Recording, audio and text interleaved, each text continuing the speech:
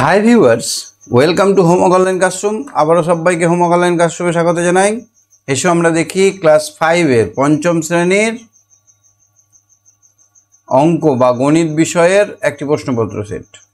তো তোমাদের প্রথম পর্যায়ক্রমিক মূল্যায়ন 2025-এর কেমন কোশ্চেন পেপার আসবে সেটা আমরা দেখব। আমরা যদিও 23-এর কোশ্চেন সেট আলোচনা করছি, কিন্তু এটা 25-এর জন্য খুবই গুরুত্বপূর্ণ। আমার যে কোশ্চেন সেটগুলো আছে তার মধ্যে এটা কিন্তু খুবই গুরুত্বপূর্ণ, ওই জন্য তোমাদের জন্য আমি এটা নিয়ে এসেছি। তো চলো আমরা ভালো করে দেখে নেব, বুঝে নেব কীভাবে অঙ্কগুলোর উত্তর করতে হবে। চলে এসো, যারা আছে চলে এসো, সবাই চলে এসো। সন্তোষ চলে এসো, সুকন্যা। তো দেখো এখানে প্রথম অঙ্কটা দেখো, যে কোনো 3টি প্রশ্নের উত্তর দাও। এখানে 5টা আছে, কিন্তু তার মধ্যে 3টে করতে হবে। তো আমরা 5টাই করব, পরীক্ষাতে কিন্তু 3টে করতে হবে, ঠিক আছে? দেখো এখানে কি লিখতে হবে, কথায় লেখো। তাহলে কথায় কি করে লিখতে হয়, এখানে দেখো দশমিক বিন্দু আছে, এক, দশ, শত, হাজার। তাহলে আমরা লিখব 3000, লিখব 3000। শতকের ঘরে কিছু নেই, 47 দশমিক। এবার এখানে 4 10 47, 47 দশমিক, ওই বিন্দুটার নাম দশমিক, তাই 3047.25 এখানে 25 কিন্তু বলবো না, হ্যাঁ, একটা একটা করে ঘরে, দশমিকের পরে সংখ্যাগুলো একটা একটা করে বলতে হয়। 3 অঙ্কের বৃহত্তম সংখ্যা কত? 3 অঙ্কের যত অঙ্কের বৃহত্তম সংখ্যা বলবে ততটা 9। 3 অঙ্কের বৃহত্তম সংখ্যা 3খানা 9। ওকে, তারপর এটা দেখো তো কী করতে হবে। এই সংখ্যা দিয়ে 0, 4, 9, 7, 2 দিয়ে গঠিত 5 অঙ্কের ক্ষুদ্রতম সংখ্যা। তা ক্ষুদ্রতম সংখ্যা প্রথমেই আমরা সব থেকে ছোটটা লিখবো, কিন্তু শূন্যটা যদি আমি প্রথমে দিই, দেখো শূন্যটা আমি যদি প্রথমে দিচ্ছি তাহলে আমার এটা কিন্তু 5 অঙ্কের হচ্ছে না, সেই জন্য শূন্যটা প্রথমে হবে না। বুঝেছো? শূন্যটা প্রথমে হবে না, তাহলে কি হবে? তাহলে প্রথমে থেকে শূন্য থেকে অন্যটা একটু লিখতে হবে, শূন্য থেকে একটু বড় যেটা সেটা আগে লিখতে হবে, 2, তারপরে শূন্য লিখে দেবো। 2, 0, 4, 7, 9। দেখো এটা 5 অঙ্কের সব থেকে বৃহত্তম ক্ষুদ্রতম সংখ্যা হলো। আর বড় করতে বললে কোনটা বলতাম? তাহলে আমাদের ফাইনাল অ্যান্সার কি হলো? এটা হবে না, এইটা হবে উত্তর। গসাগু কথাটির পূর্ণ রূপটি কি হবে? গ মানে গরিষ্ঠ, গরিষ্ঠ, সাধারণ, সাধারণ, গুণনীয়ক, গরিষ্ঠ সাধারণ গুণনীয়ক। এটা হলো গসাগুর পূর্ণ ফর্ম। এই লসাগুর পূর্ণ ফর্মটাও কিন্তু মনে রাখতে হবে। দুটি মৌলিক সংখ্যার লসাগু কত? মৌলিক সংখ্যার লসাগু হচ্ছে সংখ্যা দুটির গুণফল। সংখ্যা দুটির গুণফল, গুণফল। যেমন ধরো 2 একটা মৌলিক সংখ্যা, 3 একটা মৌলিক সংখ্যা, এদের লসাগু হবে 3 দুগুণে 6। যে কোনো 2টি প্রশ্নের উত্তর দাও। 5 অঙ্কের ক্ষুদ্রতম সংখ্যা 3 অঙ্কের বৃহত্তম সংখ্যা থেকে কত বড়? 5 অঙ্কের ক্ষুদ্রতম সংখ্যা পট করে লিখে দাও, 1-এর পর 4টে শূন্য। ক্ষুদ্রতম সংখ্যা লিখতে গেলে যত অঙ্কের বলবে একটা 1 বাদে বাকিগুলো শূন্য, মোট যেন 5টা অঙ্কের হয়। 5 অঙ্কের ক্ষুদ্রতম সংখ্যা লিখলাম। এবার 3 অঙ্কের বৃহত্তম সংখ্যা লিখে দাও। 3 অঙ্কের বৃহত্তম সংখ্যা 3টে 9। এবার বিয়োগ করে দাও, তাহলে হয়ে গেল কত বড়? 1, এখানে 10-এর শূন্য হাত থেকে 1, এখানে 10-এর শূন্য হাত থেকে 1, এখানে 9, এখানে হাতের শূন্য, তাহলে হয়ে গেল। তাহলে কত হলো? 9001, 9001। আর বুঝতে পারলে না? 10 থেকে 9 বাদ দিলাম, তাহলে এখানে 1 যোগ হবে। আবার 10 থেকে 9 বাদ দিলাম, তাহলে এখানে 1 যোগ হবে। আবার 10 থেকে 9 বাদ দিলাম, 10 থেকে 10 বাদ দিলাম, তাহলে এখানে 10 থেকে 10 বাদ দিলে 0। তাহলে এবার এখানে দেখো 10 থেকে 1 বাদ দিলাম 9, এবার 1 থেকে 1 বাদ দিলে, যেহেতু এখানে 10 ধরছি সেই জন্য এখানে 1 চলে এলো। এইটা হবে উত্তর। একজন কৃষক তার জমির 2-এর 15 অংশ ধান 7-এর 15 অংশ পাট লাগিয়েছেন, তিনি তার জমির কত অংশ চাষ করেছেন। তাহলে মোট কত অংশ চাষ করেছেন মানে কি যোগ করতে হবে। তাহলে ধরো একটা জমি, এই জমিটাকে সমান 15 ভাগে ভাগ করো, 5 ভাগে ভাগ করে, আগে বোঝানোর জন্য করছি, এই ছবিটা আঁকার দরকার নেই তোমাদের। হ্যাঁ, এই 15টা ধরো সমান ভাগে ভাগ করেছি, গুনে নাও 15টা আছে, 15টার মধ্যে 2টোতে ধান লাগি, 2টো অংশে ধান, এইটুকুটাই ধান লাগিয়েছি, এই 2টো ভাগে ধান। আর 7 ভাগে লাগিয়েছি 1 2 3 4 5 6 7, এই 7 ভাগে লাগিয়েছি গম, পাট। তাহলে বাকি পড়ে আছে 1 2 3 4 5 6, তাহলে 6-এর 15 অংশ পড়ে আছে। এবার আমরা এটা কি করে হচ্ছে, অঙ্কের মাধ্যমে তো করতে হবে আমাদের। তাহলে আমরা কি করব, মোট অংশ সমান কত ধরব, মোট অংশ সমান, মোট অংশ কত, মোট অংশ 1 ধরতে হবে। মোট সমান 1 অংশ, মোট জমি সমান 1 অংশ লিখলাম। তাহলে ধান আর পাট চাষ করেছে, ধান ও পাট চাষ করেছে কত অংশে, পাট চাষ করেছে, তাহলে 2-এর 15 যোগ 7-এর 15, তাহলে এই দুটোকে যোগ করব। এখানে কিন্তু অংশ কথাটা লিখতে ভুলবে না। তাহলে 2টো লসাগু 15 হয়ে গেল, 15 লসাগু 15, তাহলে 2 যোগ 7, অংশ কথাটা লিখতে ভুলবে না। তাহলে এখানে হলো 9-এর 15, আর মোট অংশ কত 1। তাহলে এবার বাকি আছে কত, তিনি তার জমির কত অংশ চাষ করেছেন, তাহলে 9-এর 15 অংশে চাষ করেছেন। আর কতটুকু বাকি আছে যদি বার করতে বলতো, তাহলে আমরা করতাম 1 বিয়োগ 9-এর 15 বাকি, মানে মোট তো 1 অংশ, তার মধ্যে এতটা চাষ করেছে, তাহলে হয়ে যেত, তাহলে 9 আর কত, এখানে 15 থেকে 9 বাদ দিলে কত হয়, তাহলে হয়ে যেত 6-15। 6-এর 15 আমরা আগেও দেখো গুনে গুনে 6 পেয়েছিলাম। হ্যাঁ, তাহলে বুঝতে পারলে আমাদের কতটা চাষ করা হয়েছে না, এটা 2-এর 15 থেকে 2-এর 15 আর 7-এর 15 যোগ করতে হবে, 2-এর 15-র সঙ্গে আর 7-এর 15 যোগ করলেই হয়ে যাবে, এটা আমাদের অ্যান্সার হয়ে যাবে। সর্বাধিক কতজনের মধ্যে 22টি লিচু আর 66টি আম সমান ভাগে ভাগ করা যাবে। তাহলে দেখো অঙ্কটা কি, সর্বাধিক, এখানে আমি অঙ্কটা করছি দেখো। তাহলে কি করতে হবে, সর্বাধিক কতজনের মধ্যে 22টি লিচু আর 66টি আম গোটা গোটা ভাগ করা যাবে, মানে কেউ ভেঙে ভেঙে কাটাকুটি করে পাবে না। তাহলে 22 আর 66-র কি বার করতে হবে, এমন একটা সংখ্যা বার করতে হবে যেন 22 আর 66-কে ভাগ করা যায়, মানে বলো গসাগু বার করতে হবে, গসাগু বার করতে হবে।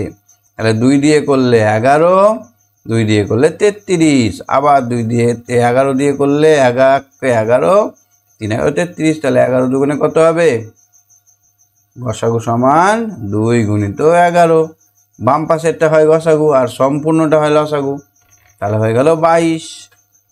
তাহলে আমরা এই আম ও লিচু সমান ভাগে 22 ভাগে ভাগ করা যাবে। তাহলে এখানে হবে 22 জনকে সমান ভাগে দিলে কোনো কাটাকুটি হবে না, 22 জনের মধ্যে সমান ভাগে ভাগ করা যাবে।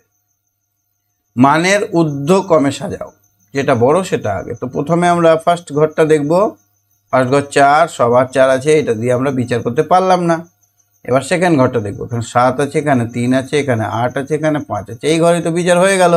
তাহলে সব থেকে বড় কোনটা, মানের ঊর্ধ্বক্রমে, ক্রমশ ঊর্ধ্ব মানে ছোট থেকে বড়, সব থেকে ছোট কোনটা, 7 5 8 3, তাহলে সব থেকে ছোট হচ্ছে 4 3 8 0 9, এটা হলো সব থেকে ছোট। তারপর 3-এর পরে কত আছে, 3-এর পরে 5 আছে, তাহলে এইটা তারপরে হবে 4 5 1 9 2 ঊর্ধ্বক্রমে।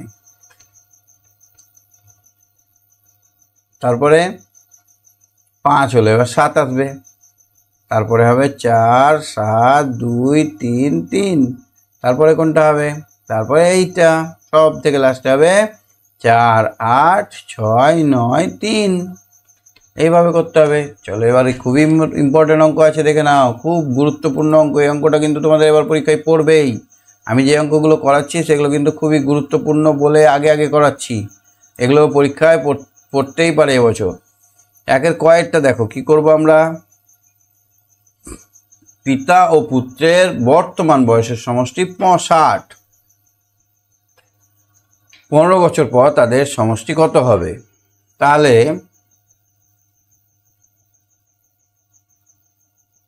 15 বছর মানে পিতাও বড় হবে, পুত্রও বড় হবে, তাই তো?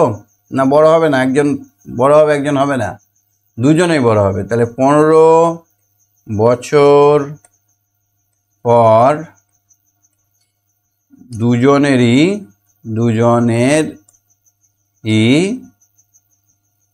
বাড়বে, বয়স বাড়বে 15 বছর করে। তাহলে দুজনে কত হবে? একজনের 15 আর একজনের 15, তাহলে মোট বয়স কত হলো বছর? তাহলে 30 বছর বেড়ে যাবে। তাহলে এখন যদি 60 হয়, বর্তমানে 60 বছর হলে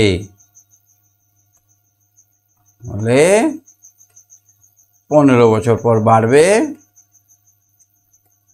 পর 60 প্লাস 15 বাবার 15 ছেলের, বাবাও তো 15 বছর বড় হচ্ছে, ছেলেও বড় হচ্ছে, বছর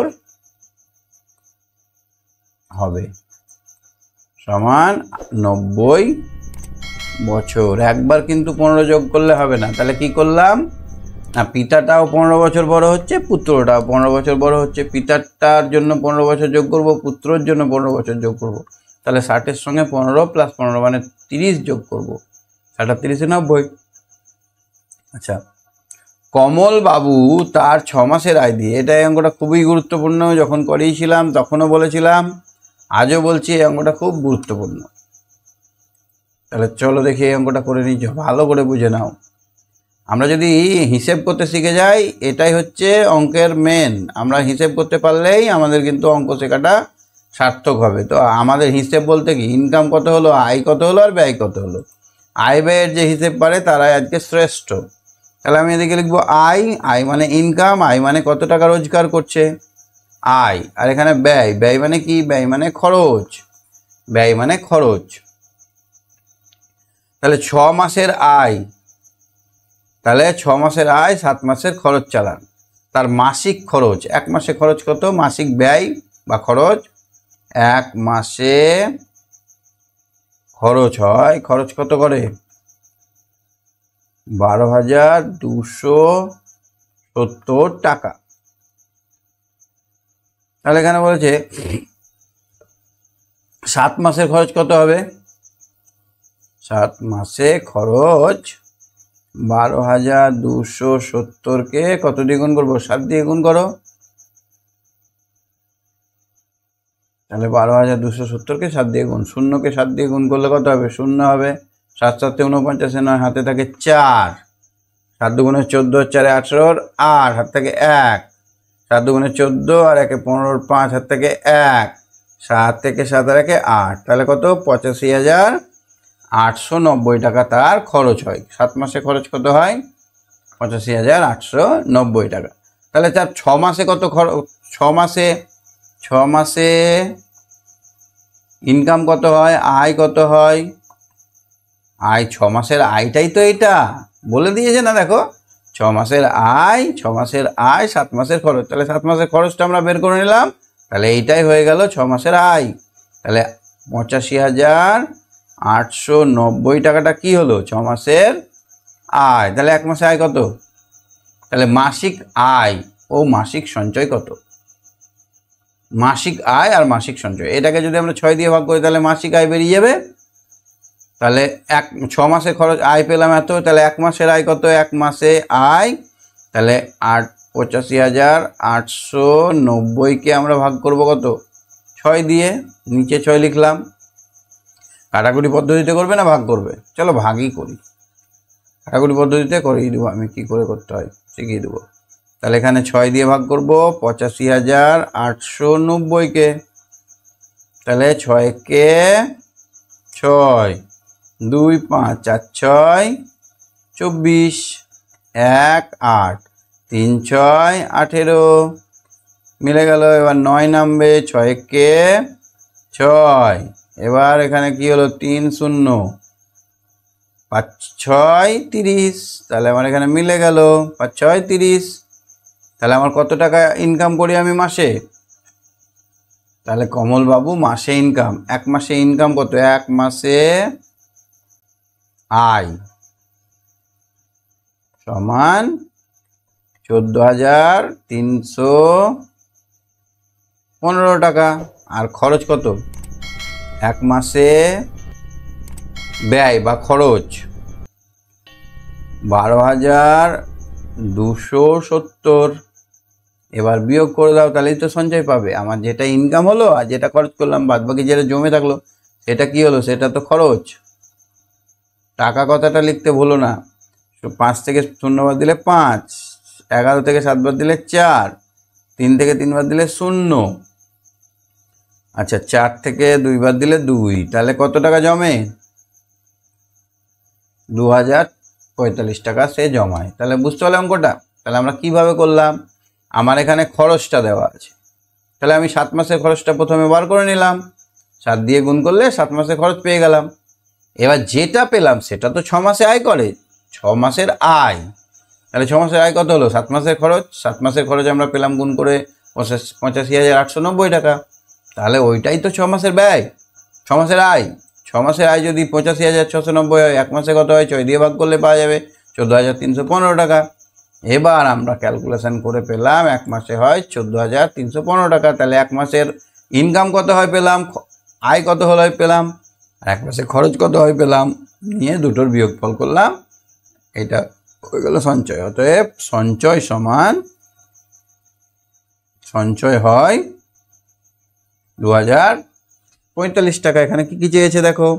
তাহলে মাসিক আয় কত? মাসিক আয় বলে দিলাম আমরা 14,415 এখানে লিখতে হবে। অতএব তার মাসিক আয়, অতএব কমল বাবুর মাসিক আয়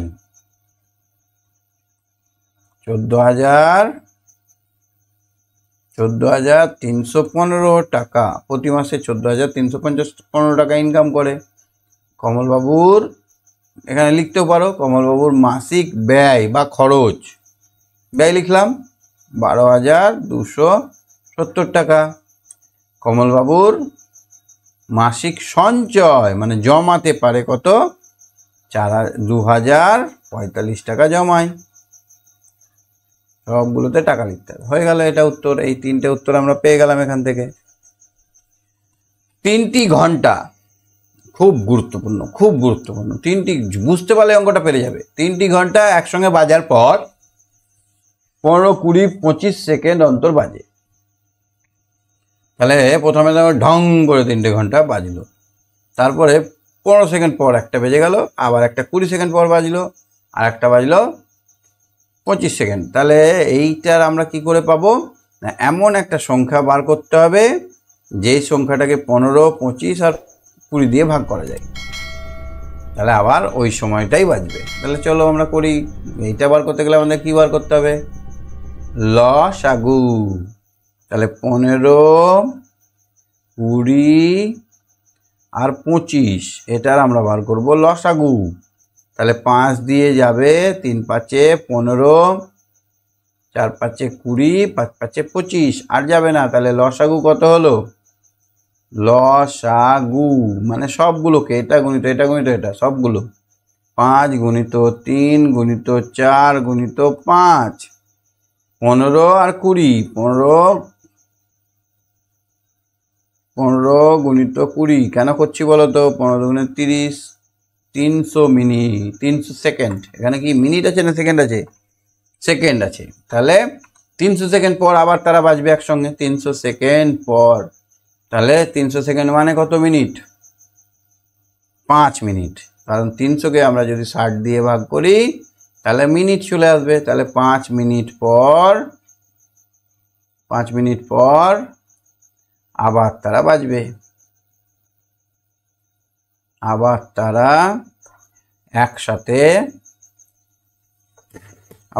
একসাথে বেজে উঠবে বা বাজবে। বুঝতে পারছো তো?